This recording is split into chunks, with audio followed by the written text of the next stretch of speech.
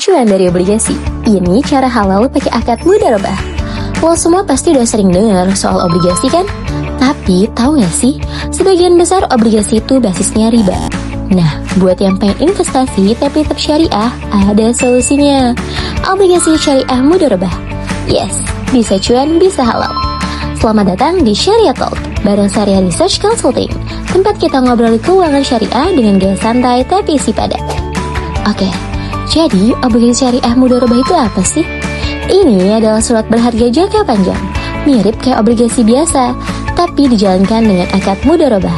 Artinya kamu sebagai investor atau sahibul mal naruh dana, dan perusahaan atau emiten sebagai mudharib kelola dana itu buat usaha yang halal. Keuntungannya dibagi sesuai kesepakatan. Nah, tapi ada beberapa ketentuan penting. Yang pertama, gak ada bunga, yang ada bagi hasil. Yang kedua, nisbah atau persentase bagi hasil ditentukan di awal dan disepakati bersama. Yang ketiga, jenis usaha emiten harus halal. Gak boleh bisnis yang haram, kayak judi, minuman keras, dan lain-lain.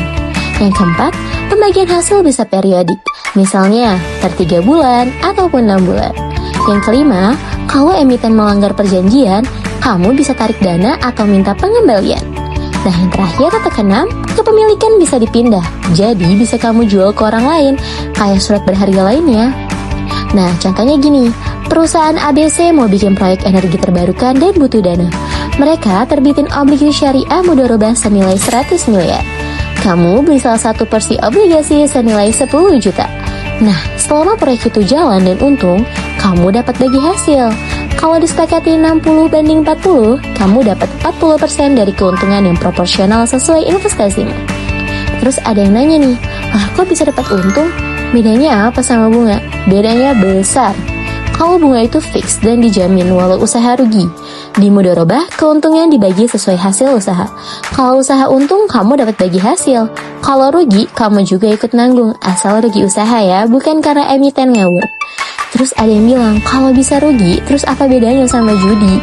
No, ini usaha nyata, bukan spekulasi. Ada akad, ada pengawasan syariah, ada aset nyata. Risiko dan keuntungan dibagi adil. Dan semua dijalankan dengan prinsip keadilan, bukan untung-untungan.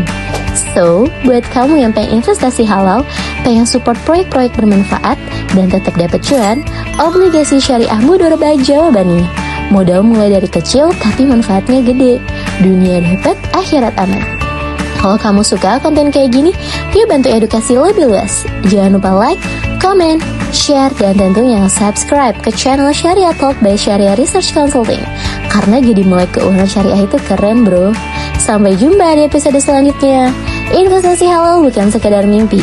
Mulai sekarang, mulai syariah.